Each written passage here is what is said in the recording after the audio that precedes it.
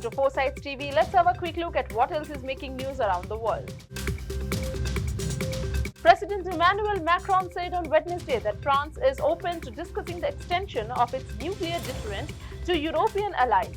He also warned that Europe needs to be ready for the United States to not remain by our side in the Ukraine-Russia war. He further said, "Our nuclear deterrence protected us. It is complete, sovereign, French from end to end," Macron said of France's nuclear arsenal. "This protects us much more than many of our neighbors. Whatever happens, the decision has always remained and will remain in the hands of the President of the Republic," Commander of the military Macron added. This proposal aims to bolster collective security amid ongoing geopolitical tensions in the neighboring area. The world's largest iceberg, A23A, measuring approximately 3,300 square kilometers, has run aground of the remote British island of South Georgia. Scientists are monitoring potential ecological impacts on local wildlife. Twice the size of Greater London, the iceberg is home to millions of penguins and seals. Fishermen fear they will be forced to battle with vast chunks of ice, and it could affect some macaroni penguins feeding in the area. But scientists in Antarctica say that huge amounts of nutrients are locked inside the ice and that it melts. It could create an explosion of life in the ocean.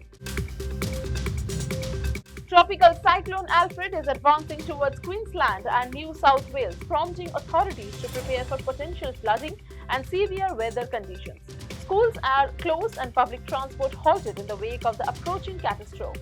Alfred is expected to become the first cyclone to cross the coast near Brisbane since Cyclone Joe hit Gold Coast in 1974 and brought widespread flooding.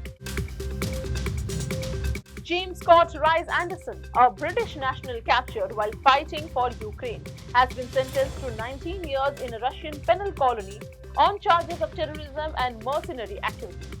James is convicted of mercenary activities and a terrorist act, as per a Russian court press service. President Donald Trump announced the capture of Mohammad Sharifullah, the ISIS-K member responsible for the 2021 Abbey Gate attack in Afghanistan that killed 13 US service members. Sharifullah has been extradited to the United States to face justice. The Abbey Gate terror suspect made his first court appearance following his extradition. Pope Francis is off mechanical ventilation and in stable condition on Tuesday following recent breathing difficulties. The Vatican reports that the Pope is breathing with just the help of supplemental oxygen after respiratory crisis a day earlier, but will resume using a ventilation mask at night. They further said Francis had no further respiratory episodes during a day spent praying. A new report by the Femicide Census reveals that nearly 1 in 10 women killed by men in the past 15 years were victims of their sons. Data analyzing deaths of all 2,000 women killed by men since 2009 reveals a hidden scourge of matricide. The study emphasizes the need for better recognition and support for vulnerable older women. The Secunderabad Government Railway Police, along with the Railway Protection Force or RPF, have busted an interstate drug racket being operated from Berhampur to Hyderabad and arrested 2 drug peddlers on Wednesday. Officials seized about 10.6 kgs of marijuana worth Rs 5.3 lakh from them. Hyderabad is set to host key meetings on India's Olympic vision and 2036 bid, presided over by Dr. Mansukh Mandaviya. Union Ministers of Youth Affairs and Sports and Labour and Employment, Dr. Mansukh Mandaviya, will preside over the meeting at Kanha Shanti Vanam.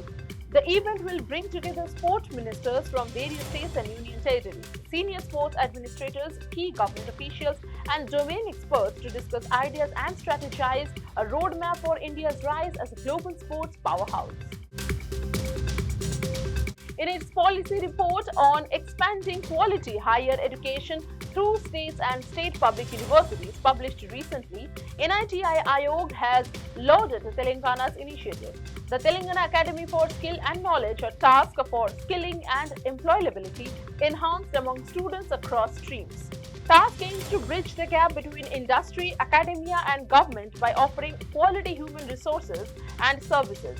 It also supports colleges by fostering environments for growth through faculty development, research pilots, and systematic quality education programs, besides delivering a skilled talent pool for corporates. Apart from Telangana, Andhra Pradesh is the only other state to get appreciated for its efforts for conducting skill census in January this year to improve the skilling and employability of students. That's all for today. Stay connected for more updates. Thank you.